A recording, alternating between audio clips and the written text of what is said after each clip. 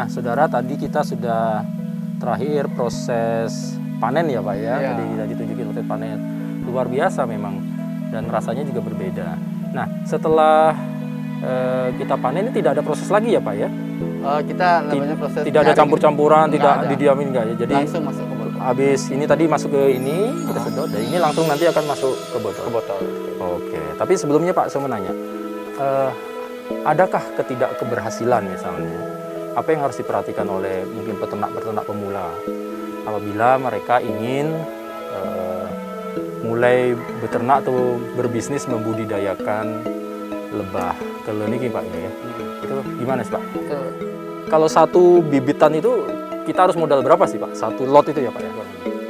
Amade. Oke. Kalau untuk budidaya lebah ini, pertama kita harus persiapkan itu adalah vegetasinya. Bunga, kita perhatiin lingkungan dulu. Kalau di daerah sekitarnya masih ada banyak tanaman, kita bisa budidaya di sana, atau kita menyiapkan pakannya mereka dulu. Kita menanam bunga seperti Centostemon, bunga AMP, atau bunga-bunga lainnya yang bisa menghasilkan nektar. Kalau udah ada itu, baru kita nyoba beberapa dulu lebahnya. Jangan banyak dulu, sedikit aja dulu. Kalau dia udah bisa produksi, baru kalau udah memungkinkan untuk menambah, baru kita tambah lagi.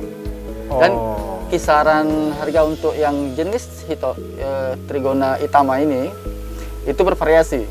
Kalau ada yang 1 jutaan lah itu modalnya.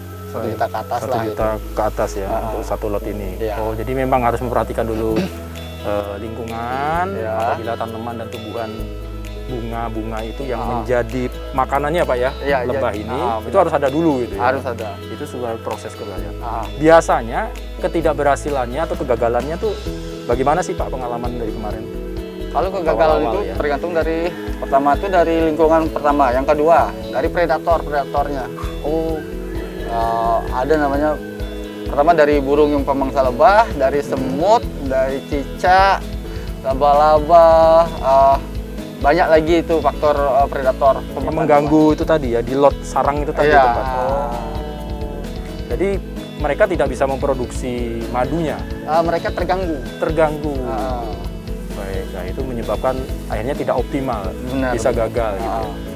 Wah, menarik ini. Jadi memang yang harus diperhatikan adalah selain kita beternak madu, yang diperhatikan adalah menjaga lingkungan ini kayak. Harus paling penting itu menjaga lingkungan. Mau tidak mau kita harus menghijaukan alam lagi. Oh, siap. Nah, boleh kita lanjut Pak Made. Gimana Oke. nih? Habis ini betul-betul asli ya, murni betul dari situ langsung bagaimana nih? Nah, ini kita panen dari beberapa log tadi. Oke. Kita buka dulu. Oh, oke. Kita dapat segini. Segini ya? Oke. Enggak terlalu banyak. Iya, iya, iya.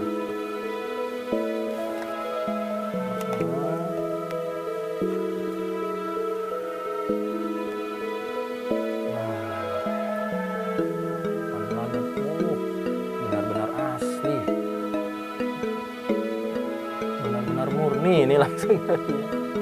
Memang tidak begitu kental ya Pak kalau yang jenis ini ya Pak Made? Enggak. Kalau Trigona itu Iya. kadar airnya 30-35%. Oh, pantas lebih cair ya. Ya, kalau madu lebah biasa, Ah, dia kadar airnya 27 ke bawah.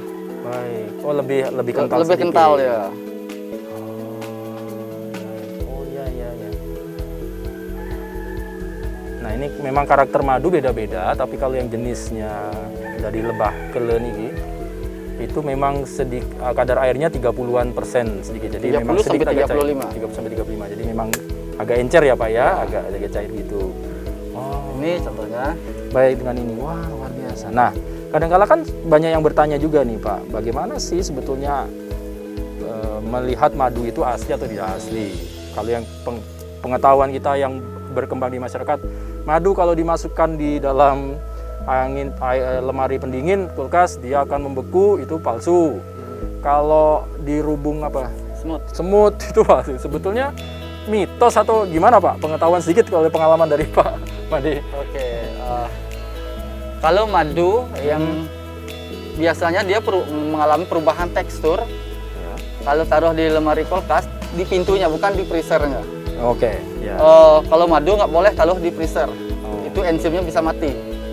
Kalau di pintu kulkasnya suhu dari 10 sampai 15 derajat itu kadang-kadang kalau terlalu lama madu itu mengalami perubahan tekstur. Tergantung dari nektar bunga yang dihisap sama lebah itu. Bahkan di namaca ada namanya kristalisasi madu. Di bawahnya itu mengendap dia kayak gula. Betul. Oh itu artinya itu alami ya Pak ya, karena Itu proses alami. pendinginan tadi. Iya. Dalam suhu 10 sampai 15 derajat itu mengalami perubahan tekstur. Perubahan tekstur. Ah. Baik, jadi tidak serta-merta kalau dia membeku itu adalah palsu. Enggak. Kalau di rubung semut itu memang kodratnya semut suka yang manis. Di sarangnya itu kita musuhnya juga semut. Kalau madu, semut yang nggak bisa nyari madu kecuali madu yang saking kentalnya. Padahal semut pengen makan, tapi nggak bisa karena saking kentalnya. Itu terjadi di madu lebah biasa. Baik. Waduh. Jadi bagaimana kita bisa tahu ini asli atau palsu lah paling gampangnya? Apa yang harus dilakukan? Ada tes atau gimana? Kalau tesnya bisa langsung ke lab. Harus ke labnya. Ke labnya itu kalau enzim itu kan nggak bisa dipalsukan. Kedua bisa langsung datang ke peternakan. Oh, langsung datang ke peternakan kayak di sini ya Pak ya, dijamin asli, dijamin murni. Waduh, jadi memang susah juga sekarang ya. Lebih sulit ya untuk membedakan mana yang asli dan mana yang palsu. Jadi memang lagi-lagi kejujuran yang menjual juga ini penting ya, supaya tidak merusak. Baik. Nah, Pak Made ini kemudian kalau kita lihat kan sudah dikemas ini biasanya didistribusikan kemana? Marketnya seperti apa nih Pak Made? Kita marketnya di rumah, kita salurkan kepada teman-teman juga yang mau jualan. Kita kasih harga spesial, mereka bisa jualan dari sana. Oh, jadi reseller langsung datang ke rumah ini? Bisa. Ngambil, nanti boleh dijual lagi. Ada pesanan sampai di luar Bali, Pak Made? Ada. Ada juga? Udah, Jakarta, Bogor, itu udah kita sering. Oh gitu, wah, luar biasa. Terus gimana nih pemenuhannya? Banyak yang mesen, kita kewalahan atau gimana nih? Untuk prospek ke depan ini? Kadang-kadang kita kerjasama sama teman-teman yang di sini, kebetulan di Balangan ini banyak peternak juga. Kita kadang-kadang kalau kita kurang stok ambil di teman yang sebelah. Gitu. Tapi permintaannya banyak? Banyak lumayan. Jadi ini pasti dibutuhkan gitu Pak ya? Prospek, sangat prospek untuk ke depan. Boleh dikatakan masih kurang kok ini kita, produksi kita karena konsumsinya lebih banyak? Kita yang kurang. Iya ya, makanya saya nambah produksi lagi kita yang kurang ini karena ininya banyak bagi permintaannya banyak. Ya, gitu. Apalagi pas pandemi ini untuk imun tubuh sangat diperlukan untuk madu ini utama. Baik, waduh luar biasa ini. Nah mungkin terakhir Pak Made, apa yang ingin disampaikan kepada masyarakat yang mungkin mau atau tertarik untuk budidaya lebah kele untuk jadi madu ini? Silakan Pak Made, apa yang ingin disampaikan kepada pemirsa?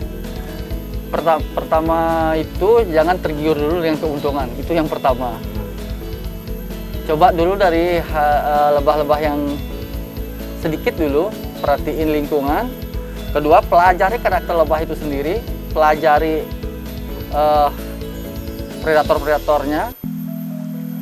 Setelah itu, baru kita bisa menambah lagi. Jangan langsung tergiur dengan hasil. Nanti Uji hasilnya coba, pasti ya? fatal. Jadi uji coba itu biasa. Jadi sampai kita paham betul dan kita mengetahui betul, baru kita berani mengembangkan lebih besar. Ya. Gitu, kalau budidaya lebah ini mudah-mudah susah. Dibilang mudah, susah juga. Kalau bilang susah, ya mudah. Gitu. Baik. Terima kasih Pak Made Riawan. Mudah atas waktunya bersama dengan Kompas TV pada kesempatan kali ini. Mudah-mudahan budidaya lebah kele ini maju pesat ya Pak. Ya, terima kasih Pak. Melibatkan masyarakat banyak lagi karena memang faktanya mengkonsumsi madu sangat sehat dan kita anjurkan untuk selain membuat imunitas juga tadi bisa mengobati beberapa penyakit. Ya benar. Ya gitu kan. Sekali lagi terima kasih. Salam kami untuk warga yang ada di sini. Mudah-mudahan madu kita terjamin, lebahnya hidup, lingkungan kita juga lebih hijau. Gitu.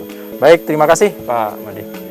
Baik saudara, itu tadi Sapa Redaksi On Location mengunjungi Desa Balangan untuk melihat bagaimana proses madu dihasilkan dari lebah kele. Kita akhiri Sapa Redaksi On Location dari Balangan Badung. Untuk Anda sekalian, salam sehat selalu. Jangan lupa tetap jaga protokol kesehatan dalam kehidupan kita sehari-hari. Sampai jumpa dalam Sapa Redaksi On Location untuk episode-episode yang lainnya. Terima kasih, matur suwun.